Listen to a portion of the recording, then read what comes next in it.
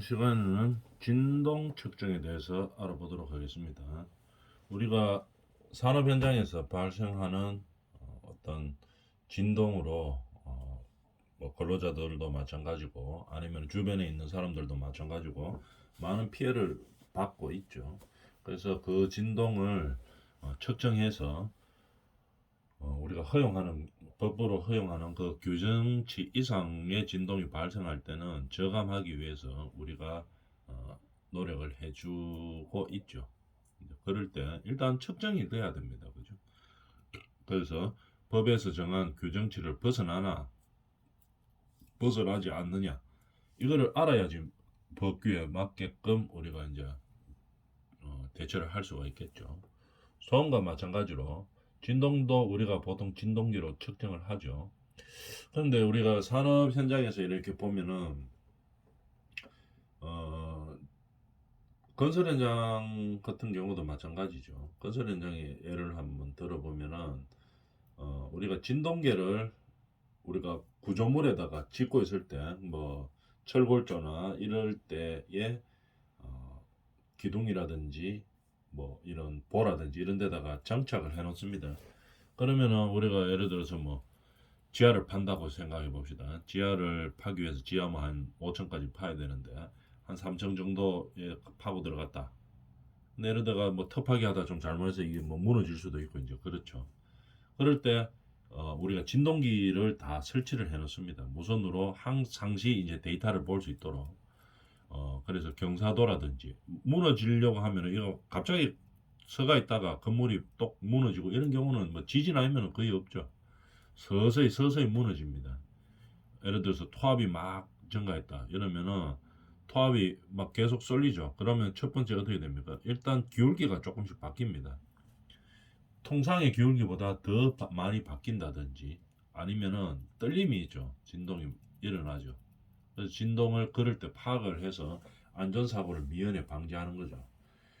지하도 마찬가지지만 위에 지상으로 올라가도 마찬가지입니다. 지상에서도 우리가 어떤 중요 구조물, 기둥이라든지 보라든지 중요 구조물의 위치들이 있겠죠. 그럼 뭐 현장마다 좀 다르기 때문에 그런 장소에 진동기를 부착을 해 놓습니다. 그래서 상시 무선으로 되어 있죠. 무선으로 돼 가지고 데이터를 항시 보낼 수 있도록 우리가 장착을 해 놓는 거죠. 그러다 보면 어떻게 됩니까? 만약 어떤 이상 징후가 있으면은 나타납니다. 건물의 기울기가 평소와 다르게 기둥이 많이 기울어진다든지 아니면 보가 많이 기울어진다든지 아니면 진동이 좀 많이 느껴진다든지 이럴 때는 어떻게 됩니까? 우리가 진동으로서 이상 징후를 파악하는 거죠. 그래서 진동원이 어딘지를 파악하고 그래서 그 진동원이 어딘지를 알면은 뭐 때문에 그러는지 원인을 쉽게 파악할 수 있겠죠. 이런 목적으로 많이 사용됩니다. 자, 그러면 그런 사진 한번 볼까요? 사진을 보면 여기 있네요. 건설 현장에 우리가 진동기를 이렇게 여기 이제 진동기입니다. 이런 것들 무선으로 보통 되어 있죠. 유선도 있지만 뭐 유선으로 하면 이거 사용하기가 어렵죠. 그래서 무선 형태 아니면 뭐 배터리 형태로 되어 있는 형태죠.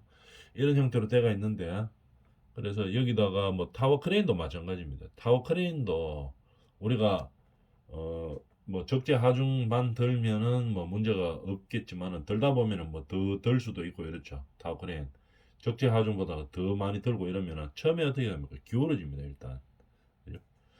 바람이 많이 부는 경우도 마찬가지고 특히 크레인 사고가 가장 많이 발생하는 부분이 규정보다 더 많은 중량물을 들었을 때 이제 사고가 발생할 수 있겠죠.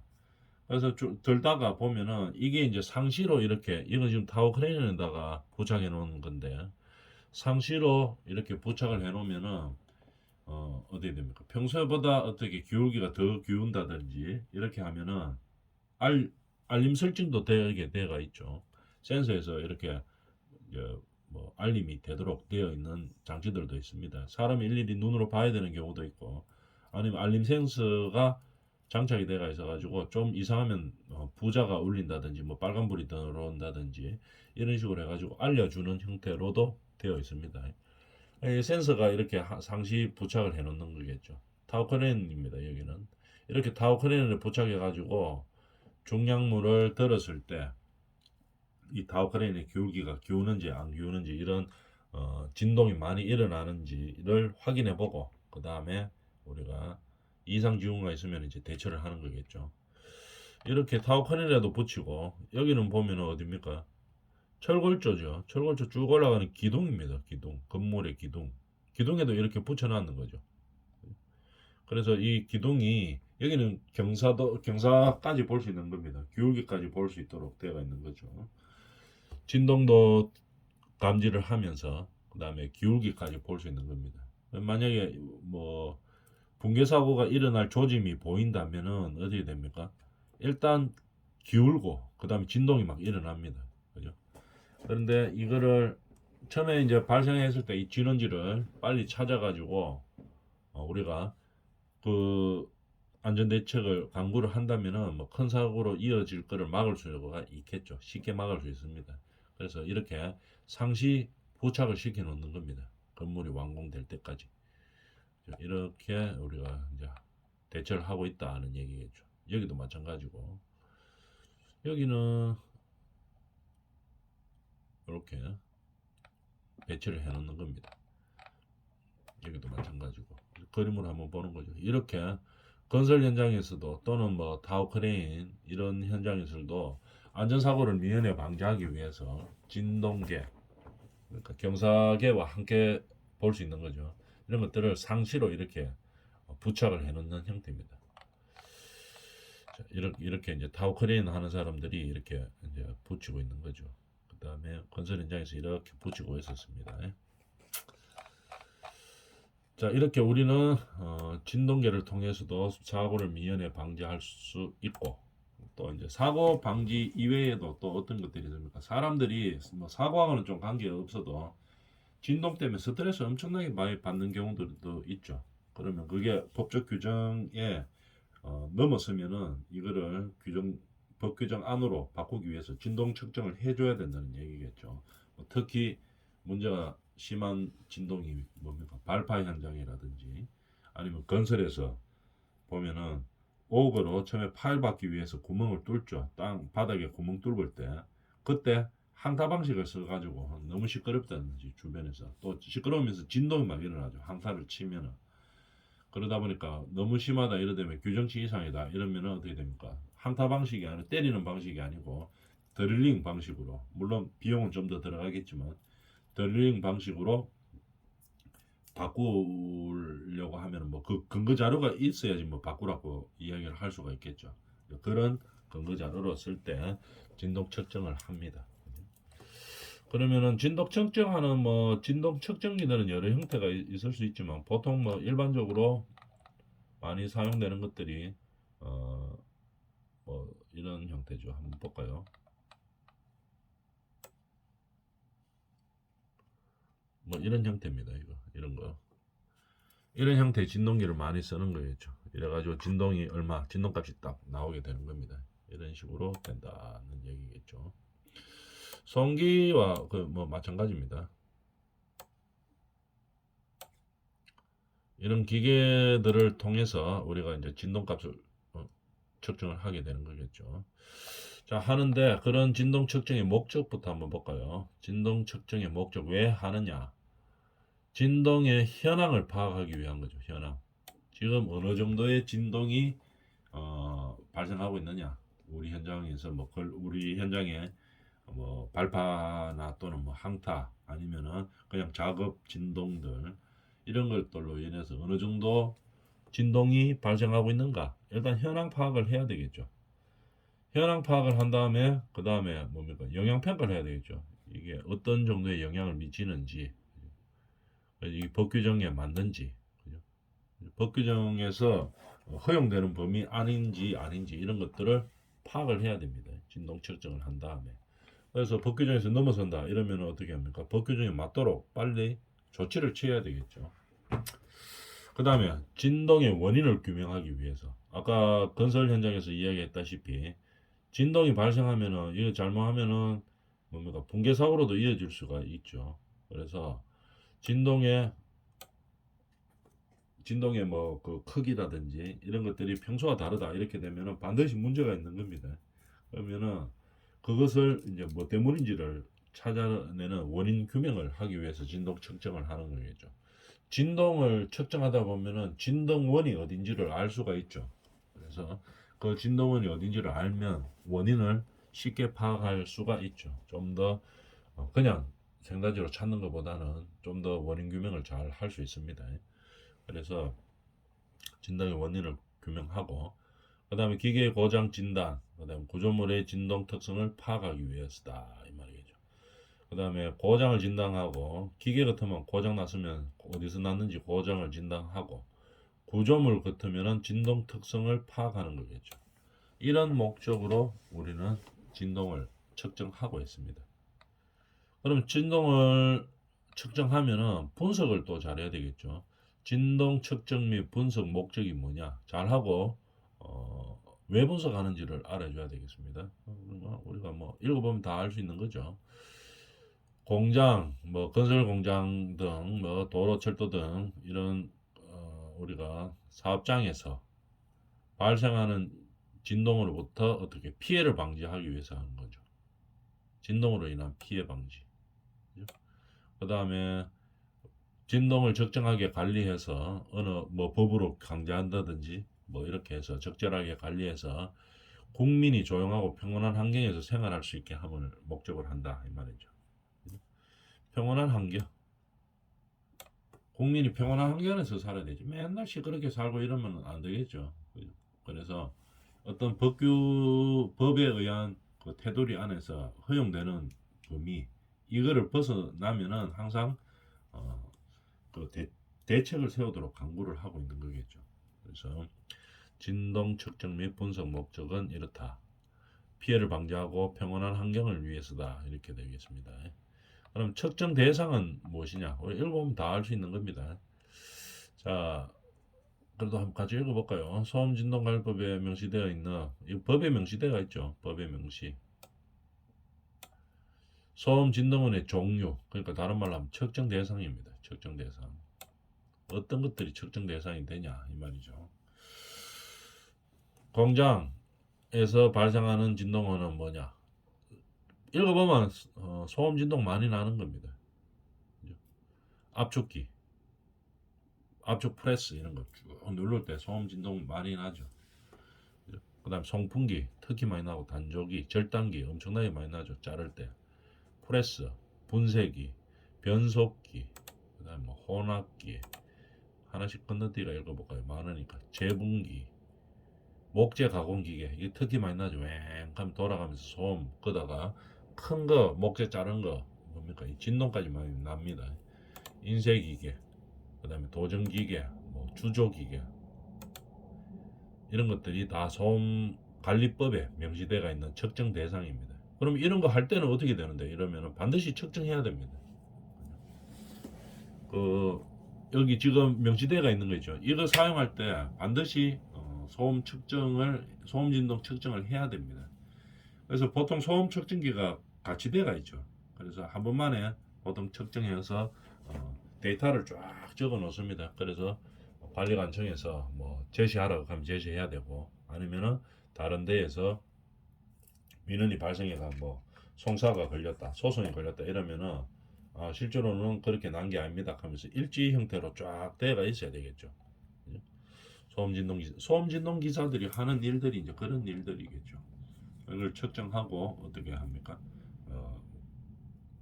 그 뭐 대장을 만들고 대처를 하는 그런 거를 말하는 거겠죠. 그 다음에 뭐 인발기 이런 때 소음 진동 엄청납니다. 소음도 엄청나고 그죠. 인발기 뭐 파일 같은 거 뽑을 때 쓰는 게 인발기죠. 그 다음에 펌프, 뭐 파일 제조 기계, 그 다음에 제조용 윤전기, 그다음에 뭐 제조 기계, 연삭기 이런 공장에서는 이런 것들이 이제 측정 대상입니다. 공사장으로 오면은 공사장에서는 소음 심하게 나는 거 많죠. 항타기, 오거 뚫을 때 항타한다든지 뭐 천공한다든지 그다음에 드릴로 뚫어서 하는 것들 이런 것도 다 소리 심하죠. 불삭기 특히 심하고 레미콘 뭐 이런 것들이 전부 살수차 그다음에 뭐 크레인 이런 것들을 다 측정 대상입니다. 공사장에서. 그다음에 교통기관에서는 뭐 당연히 자동차가 소음을 많이 발생시킬 거고 그다음에 항공기 이런 것들이 주요 소음 진동 원인인 거죠. 그다음에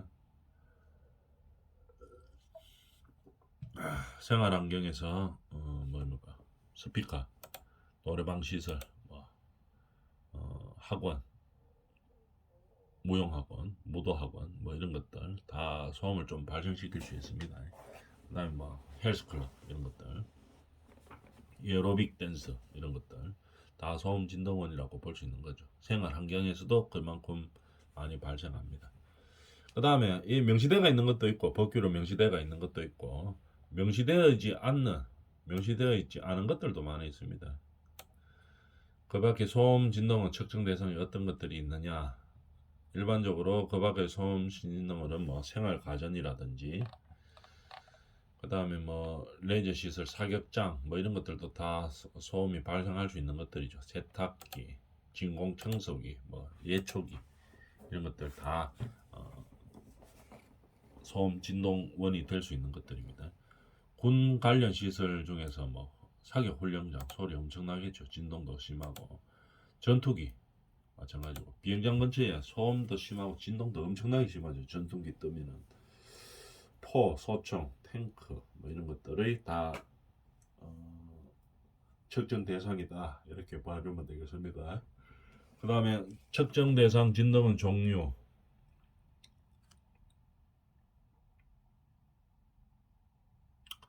공장 진동은 뭐 아까 봤던 거하고 또 비슷하죠.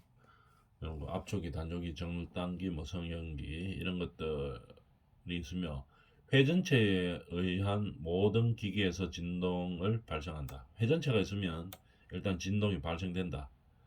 그죠? 그게 이제 진동원이죠. 측정 대상이 진동원입니다. 그 다음에 공사장 진동원은 공사장에서 제일 많이 나는 거 항타기가 제일 심하죠. 항타기 때리는 거. 언제 때립니까? 토공사할 때 때리죠. 우리 이거 파일 처음에 이제 건물이 일정 규모 이상 되면은 기초 밑에다가 파일을 박아서 파일을 어디다 얹습니까? 길게 길게 콘크리트 말뚝을 박아가지고 어디다가 정착을 시킵니까? 안반 나올 때까지 정착을 시키죠. 그래야지 우리가 짓는 건물이 꺼지지 않죠. 흙 위에다 그냥 지어보면 잘못하면 꺼지잖아요. 흙이 뭐 물른다든지 아니면 흙 밑에 뭐가 있는지 모르죠. 쓰레기 더미 채워놓고 그 위에 흙 덮어놨던데 그거 모르고 위에다가 건물 짓다가는 어떻게 됩니까? 건물이 내려앉겠죠. 쓰레기가 이제 깔아앉을 건물 무게가 있으니까 그러니까 건물이 내려앉아 버리겠죠. 심화가 일어난다 이 말입니다. 이제 그런 거를 방지하기 위해서 뭡니까? 우리가 옥으로 구멍을 뚫어 가지고 파일을 박아 놓고 그래 그 파일은 안반 위에 얹어 놓고 그 위에다가 이제 건물을 짓게 되겠죠. 기초를 올리고 이렇게 하는데 그럴 때 구멍 뚫을 때 이제 소리가 많이 나는 거겠죠. 왜냐하면 구멍 뚫을 때 이 옥으로 항타 때려 가지고 뚫습니다. 보통 항타기로 그게 이제 싸거든요. 드릴로 해도 되는데 그거는 좀 많이 비싸고 그롤로 드릴 이거는 좀 비싸죠. 근데 항타기로 옥을 때려 가지고 하는 건 좀 싸기 때문에 싸서 좋긴 한데 옆에가 너무 시끄럽죠. 그래서 주변에 뭐 산소 끝이면은 뭐 그냥 항타기로 해가지고 해도 됩니다. 근데 상황 보고 해야 되겠죠. 옆에 주거단지가 엄청 딱 붙어 있고 엄청나게 많은 세대수가 있고 이러면은 뭡니까? 항타 방식을 써가는 안 되겠죠. 드릴 방식을 써야 되겠죠. 좀 비싸더라도 그런 진동원의 종류에 대해서 한번 알아보고 있습니다. 교통기관의 그 진동원은 또 진동을 많이 발생하게 하는 거 화물차, 트레일러, 철도 차량 이런 것들이죠. 이런 것들은 다 뭡니까? 우리가 진동을 일으키는 진동원이고 측정 대상이다는 얘기죠. 그러면 측정을 할 때 진동 측정 장비를 교정을 해야 되겠죠. 왜 교정을 하느냐 하면 우리가 건총 쏠 때도 사격할 때도 마찬가지로 0점 조정 딱 해서 규정에 맞게 해놓고 이제 하는 거겠죠. 이 국제 규격이 있습니다. 그래서 그 국제 규격에 인정을 받으려고 하면은 어떻게 합니까? 나라에서 정한 표준치가 있죠. 쉽게 생각해서 0점을 잘 맞춰놓고 해야지 국가에서 인정해 준다 이 말입니다. 진동이 마이너스 쪽에다가 이제 시작을 맞춰놓고 딱 해버리면 어떻게 됩니까? 진동이 원래 100이었는데 마이너스 20에다 맞춰놓고 시작하면은 80밖에 안 되는 걸로 이제 알게 되겠죠. 그러니까 정확하게 0에다 놓고 측정하라 하는 그런 규정이 있죠. 측정치가 있습니다. 측정 표준치가. 그거에 맞게 이제 어떻게 교정을 해야 되겠죠. 보면 규정된 조건 하에서 측정기 또는 측정 시스템이 지시하는 각각 표준기에 의하여 실현된 값 사이의 관계를 정하는 일련의 작업, 이걸 갖다 교정이라고 한다 이 말이죠. 그러니까 규정에 맞도록 딱 스타트 지점을 해놓고 그 다음에 일하라 이런 얘기입니다. 그래 맞추는 것을 교정이라고 이야기한다 이 말입니다. 진동기의 교정하기란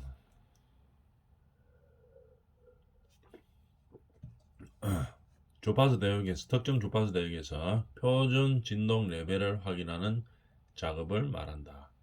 교정이라 하는 것은 뭐 표준 진동 레벨을 맞추는 겁니다. 맞춰놓고 이제 시작을 해야 되겠죠. 소급성 국가에서 정한 단위가 있습니다. 표준 측정 값이 있는 거죠. 국가에서 정한 측정 표준과 국가에서 정한 거하고 산업체에서 그냥 우리 회사에서 그냥 정한 거하고 수행값이 어때야 됩니까? 측정값이 똑같아야 되겠죠. 맞춰놓고 시작해야지 인정해 준다 이 말입니다. 표준값에다. 아까 금방 이야기했다시피 산업체에서 일부러 좀 내려가지고 하고 이래가지고는 어떻게 됩니까? 인정을 안 해주죠. 그래서 항상 표준치에 맞게 해놓고 그 다음에 뭐 측정을 해야 되겠죠. 그래서 국가에서 정한 측정 표준과 산업체에서 측정값이 일치되도록 해야 이제 국제적으로 인정받을 수 있는 거죠. 이걸 갖다가 소급성이라고 이야기합니다. 왜냐면 국제적으로 정한 단위 값에다가 소급해서 맞춘다고 해서 소급성이라고 이야기하는 거죠. 진동 레벨기 및 그 부속 기계 검사 세부 기준에 대해서 한번 볼까요? 이 진동 레벨기 이런 것들은 부속 기계 이런 것들은 세부 기준들이 있습니다. 어떻게 기준이 있는가 하면은 정확한 진동 측정을 하기 위해서 나라에서 정해놨죠. 어떤 것들을 정해놨는지 한번 볼까요? 구조를 확인합니다. 형식 승인을 받은 측정기기는 다음과 같은 것을 만족해야 되겠죠. 뭘 만족해야 되나 한번 봅시다. 레벨기는 어떻게 절항기, 교정장치, 강가 보정, 그 다음에 지시계기 등으로 구성되는데 이게 원활하게 정확하게 작동되어야 된다 이 말입니다. 진동기계들이 모든 뭐 구성품들이 정확하게 작동되고 있어야 된다. 작동이 일단 돼야 된다는 얘기죠. 정확하게 작동. 그 다음에 취급이 좀 쉬워야 됩니다. 너무 어려운 형태의 것들은 뭐 인정을 안 해줄 수도 있겠죠. 취급이 좀 용이해야 되는 상황도 그런 확인 조항도 있는 겁니다. 그 다음에 부품의 조립 상태 및 각종 측정유 배선 등이 기기의 성능에 영향이 없도록 경고하게 되어 있어야 된다 이 말이겠죠. 뭐 측정기 배선이 좀 잘못돼 가지고 뭐 배선 때문에 진동 측정하는데 영향을 미치고 이래서는 안 되겠죠. 튼튼하게 잘 되어 있어야 된다 이 말. 경고하게 되어 있고 그 다음에 기계의 금속면 등이 외부의 습기나 기름 등에 부식되지 않도록 그렇게 해야 되는 겁니다. 구조상에서 문제로 볼 때는 어떻게 정확하게 작동하고 있어야 되고 경고해야 되고 그 다음에 부식해서 뭐 우리가 원하는 진동값을 얻는데 문제가 없어야 되겠죠. 구조적으로는 그렇고 그 다음에 성능적으로는 또 어떤 기준이 있겠죠. 성능에 대한 세부 기준은 다음 시간에 하도록 하겠습니다.